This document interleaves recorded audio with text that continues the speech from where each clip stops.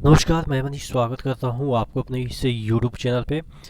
दोस्तों, कल जो आपका बिडिंग का एक स्टेज ख़त्म हुआ, यानी कि 6 तारीख तक ही आपका जो है वो टेक्निकल बिड जो है वो इवेल्युएट होने लगा है और financial bid at to open, यानी कि फाइनेंशियल बिड अभी भी ओपन होने की ज़रूरत है। यानी कि टेक्निकल जो बिड था वो ख़त्म हो चुका है। यहाँ पे आप देख सकते हैं कि टेक्निकल बिड्स अंडर इवेल्युएशन, यानी कि जो ख़त्म हो चुका है उसको इवेल्युएट कर रहे हैं और फाइनेंशियल जो बिड है वो अभी शुरुआत होने वाली है। आप देखेंगे कि यहाँ पे जो चीज़ें हैं वो लैप्स हो गई है। आज आप देख सकते हैं यहाँ पे डेट ऑफ ड्यू डेट और टाइम जो है वो 6/5/2022 ही था। टोटल मुद्दे पे हम बात करेंगे कि कब तक आपके एग्ज़ाम शेड्यूल होने हैं।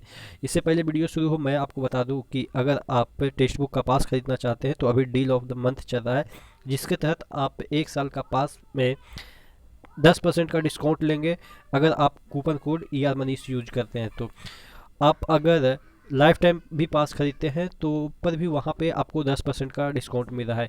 यहाँ पे अगर हम बात करें तो आपको 520 प्लस एग्ज़ाम के लिए 38,000 प्लस मॉक टेस्ट मिल जाती है। और अगर हम एक्टिव कैंडिडेट की बात करें तो तकरीबन साढ़े पौने 14 लाख जो लोग हैं इस मॉक टेस्ट को लगा रहे हैं। प्रीवियस 5,000 पेपर है, यानी कि ईयर के प्रीवियस जितने भी पेपर हुए हैं तकरीबन 5,000 पेपर हैं। तो ये आपको 10 लैंग्वेज प्लस में मिल जाएंगे, यानी कि इंडिया के तमाम जो लैंग्वेज है उसमें आपको ये वाला मॉक टेस्ट मिल जाएगा। तो एक बार ज़रूर विजिट कीजिएगा, नीचे डिस्क्रिप्शन बॉक्स में लिंक दिया हुआ है। तो देखिए, सबसे पहले हम बात कर लेते हैं कि ये जो टेक्निकल बिड वगैरह जो चीज़ें हैं क्या ऑन टाइम एग्ज़ाम होगा। मुद्दे की बात ये है, देखिएगा यहाँ पे इनको टाइम दिया गया है कि 24 मंथ, यानी कि 2 साल के अंदर आपको पूरा एग्ज़ाम कंडक्ट करके फाइनल जो आपका मेरिट लिस्ट है वो तक निकालना है 24 मंथ के अंदर ही। तो अगर हम बात करें कि जिस तरीके से बिडिंग हुई है इसमें कोई चीज़ें लफड़ा हुई नहीं है, आपके एज यूजल जो डेट था उसमें सब चीज़ें क्लियरली हो गई है। तो क्या फाइनली आपका ये माना जाए कि आपका एग्ज़ाम जुलाई में संभव है? क्योंकि और भी जो चीज़ें हैं, निगेटिव चीज़ें मार्केट में फैली हुई है कि ये सिचुएशन है, अभी तो बिडिंग में ही टाइम लगेगा, प्लस आपके बहुत सारे एग्ज़ाम भी उस समय है। तो देखिए, जब रेलवे ने एक बार कह दिया है कि आपका एग्ज़ाम जो है वो जुलाई में होगा और ये 2 महीना पहले कहा गया है, तो ऑब्वियस है कि जब बोला गया था उस समय भी ये सब चीज़ें चालू नहीं थी। और ये बिडिंग में हालांकि आप देखेंगे इसके टर्म एंड कंडीशन तो बहुत लंबे चौड़े होते हैं, तो उसमें ये बात ऑब्वियस है कि रखी गई होगी कि अगर आप बिडिंग में पार्टिसिपेट करते हैं तो हमने बच्चों को टाइम दे रखा है कि जुलाई में एग्ज़ाम होगा। तो ये बीडिंग का एक पार्ट होगा, यानी कि ये जो बीडिंग हो रही है उसमें एक पार्ट ये भी इंक्लूड है कि जो भी टेंडर लेंगे उनको ये पता है कि कंडक्ट हमारा जो एग्ज़ाम है वो जुलाई में ही हो। वो अलग बात है कि इस एग्ज़ाम को कंडक्ट कराने के लिए और भी एग्ज़ाम पोस्टपोन हो सकते हैं, यानी कि आगे बढ़ सकते हैं या उसको इधर उधर एडजस्ट किया जा सकता है।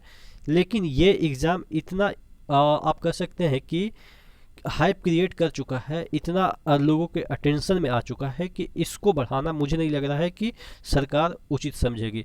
इसलिए कि टेंडर में ही ये सब चीज़ें मेंशन है कि आपके जो एग्ज़ाम है वो जो जुलाई है उसी में स्टार्ट होने हैं। तो टेंडर वाले भी ये माइंड मेकअप कर रखे होंगे बिडिंग में पार्टिसिपेट करने से पहले कि हमें जब भी एग्ज़ाम करानी है वो आपके जुलाई में ही करानी है।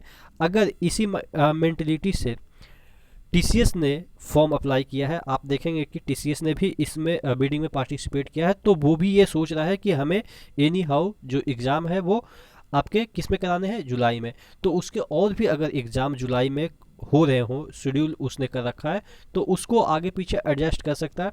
वो अलग बात है कि ये बाउंडेशन है कि जुलाई में स्टार्ट करने हैं, लेकिन ये बाउंडेशन नहीं है कि कौन से जुलाई के, 1 जुलाई या लास्ट जुलाई, ये बाउंडेशन नहीं है।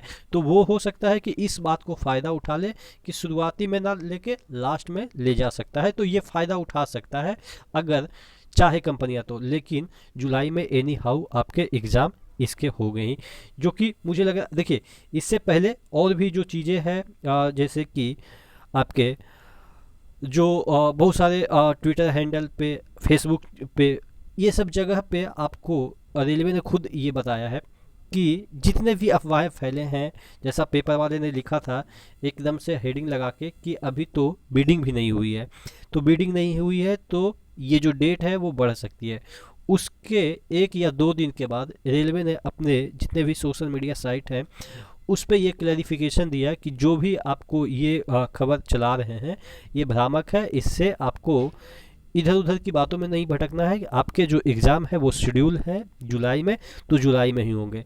तो अगर फिर भी आपके मन में डाउट रहता है कि नहीं होंगे, क्योंकि कमेंट आते हैं, मैं ऐसा इसलिए बोल रहा हूँ कि आपके मन में ये निगेटिव बैठ चुकी है, क्योंकि जिस तरीके से मैं भी समझता हूँ कि रेलवे पे आपका विश्वास उठ गया है रेलवे से, क्योंकि जिस तरीके से पिछली बार भी ऐसा हुआ कि इस समय एग्ज़ाम होगा, फिर उसमें एक लोचा आ गया कि आपका CBT 2 होगा, फिर उसमें कुछ ऐसा हुआ तो फिर लोचा आ गया कि आपका ये अप्रेंटिसशिप वाले हैं उनका मतलब कि फ्री में जॉब मिलेगा। तो ये सब जो चीज़ें बीच बीच में आती है जिससे कि मुझे पता है कि ग्रुप डी वाले बच्चे ज़्यादा थोड़ा सा प्रताड़ित महसूस कर रहे हैं, क्योंकि देखिए 19 में वैकेंसी आई है, 22 लगभग आधा निकल चुके हैं। आप मान के चलो कि 5वें महीने में इंटर कर चुके हैं, तो आधा लगभग 22 हो ही गए हैं। तो इस कदर इतना प्रताड़ित है कि रेलवे के हर एक बातों को बिलीव ना करना ये अब आदत सी बन गई है एस्पिरेंट के लिए।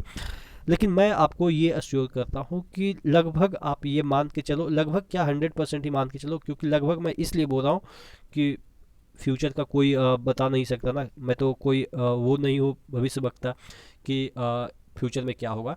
लेकिन हाँ, आपका एग्ज़ाम जैसा बोला गया, देखिए क्योंकि मैं इस बात को इसलिए दावे के साथ कर रहा हूँ क्योंकि जैसा बोला गया था 1 महीने से रेलवे ने एग्ज़ाम के पॉइंट ऑफ व्यू से हम देखें तो अच्छा काम किया। अच्छा काम 1 महीने के अंदर की मैं बात कर रहा हूँ। वो बोलता है कि हम इतना कोई एग्ज़ाम लेंगे, उससे 2 दिन पहले ही वो डेट निकाल देता है। जैसे आपने देखा होगा एडमिट कार्ड की बात करें या एग्ज़ाम सिटी की बात करें या डिक्लेरेशन की बात करें कि कब एग्ज़ाम लेंगे, तो रेलवे ने ये सही किया है। हाँ, वो अलग बात है कि अभी CBT 2 का जो आपका नोटिस है वो नहीं आया है, और भी जो फेज के एग्ज़ाम होने हैं, लेकिन हाँ उसका भी ये यकीन है कि आपका जून में, तो 10 जून के बाद, जैसा कि मैंने बोला था कि जो CHSL है उसके बाद, CHSL जो कि 10 को ख़त्म है, 11-12 रेस्ट, यानी कि 13 को एनी हाउ मुझे लग रहा है कि होगा ही आपका एग्ज़ाम। तो अच्छी खबर ये है कि आप पॉजिटिव होकर पढ़ाई करते रहिए, ठीक है। और कोई भी अपडेट आती है तो मैं आपको अपडेट कर ही दूंगा, तो इसके लिए चैनल को सब्सक्राइब कर दीजिएगा। वीडियो अच्छी लगी तो लाइक कर दीजिएगा, और कोई भी क्वेरी है, कमेंट है तो नीचे कमेंट बॉक्स में कमेंट करके ज़रूर पूछिएगा। नेक्स्ट वीडियो में मिलते हैं, तब तक के लिए धन्यवाद।